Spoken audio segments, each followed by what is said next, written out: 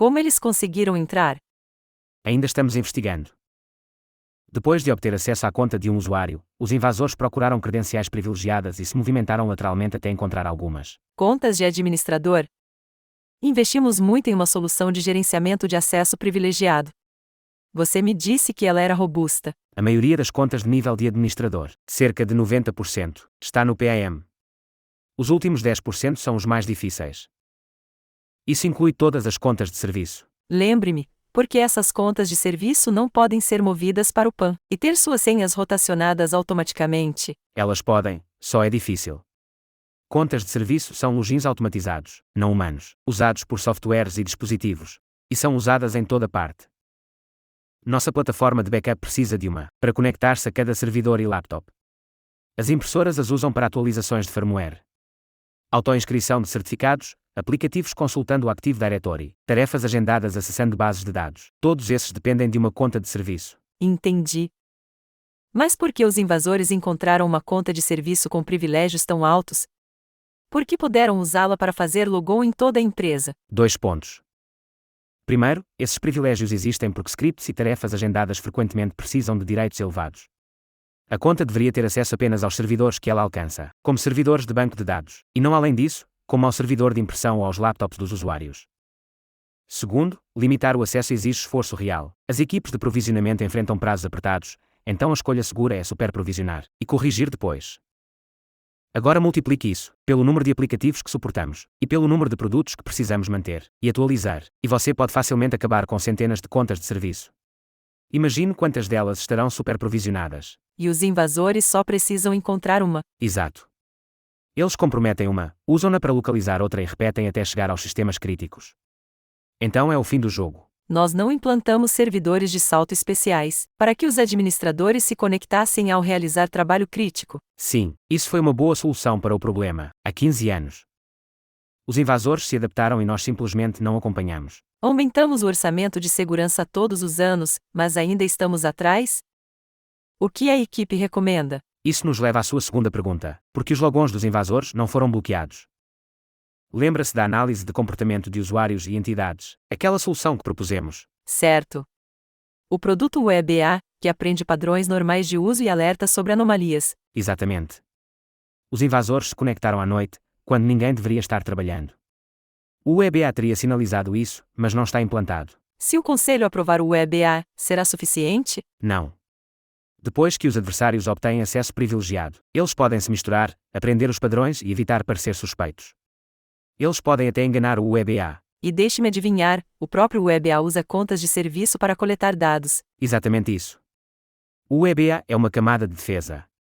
Precisamos dele, mas também precisamos de camadas adicionais. Você sabe disso melhor do que eu. Temos recursos limitados.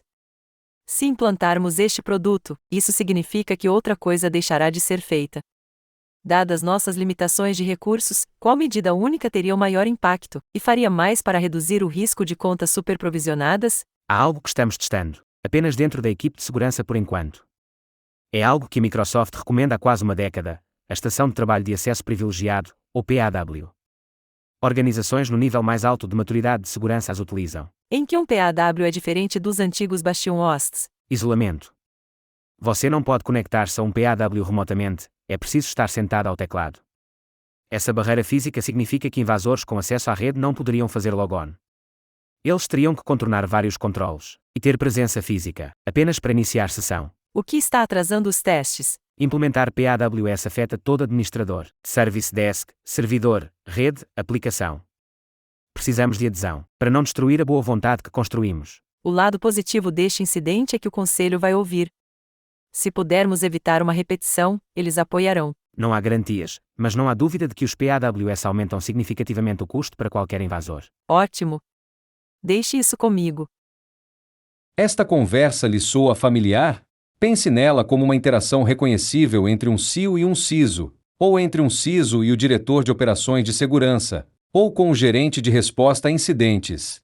Se você tem um plano de resposta a incidentes bem definido, e consegue realizar exercícios de forma relativamente regular, pelo menos 2 vezes por ano, então, quando ocorrer um incidente de segurança, as diversas partes já estarão familiarizadas com seus papéis.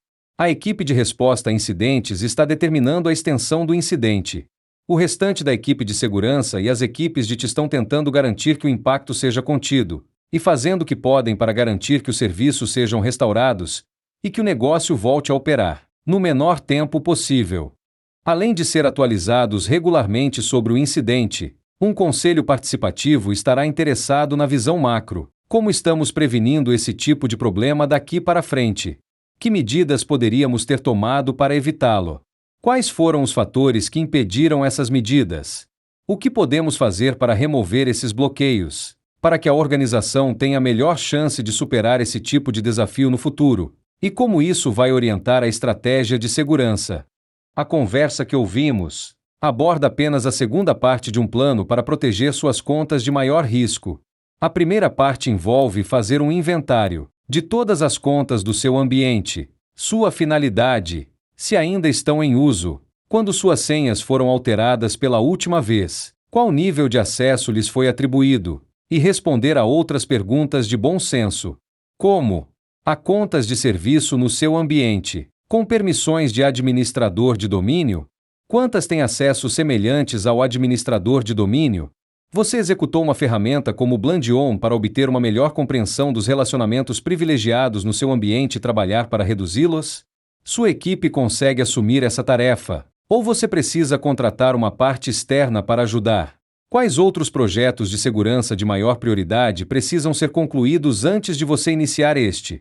E como esses vários projetos reduzem o risco para a organização, se você fizesse uma análise comparativa? É isso. Esse foi o episódio 4. Eu sou Vafa Dario Izzadnia. Espero que você tenha gostado do formato de narrativa deste episódio tanto quanto eu gostei de prepará-lo. A Nest Rádio é uma iniciativa que usa voz gerada por inteligência artificial para compartilhar histórias e discussões sobre cibersegurança em forma falada, com ouvintes em diferentes idiomas. Se você tiver sugestões de histórias que gostaria de ver abordadas, ou perguntas para explorarmos mais a fundo, mande-me uma mensagem em nestradio.net. Se você gostou deste conteúdo, conte aos seus amigos. E lembre-se, mantenha-se curioso.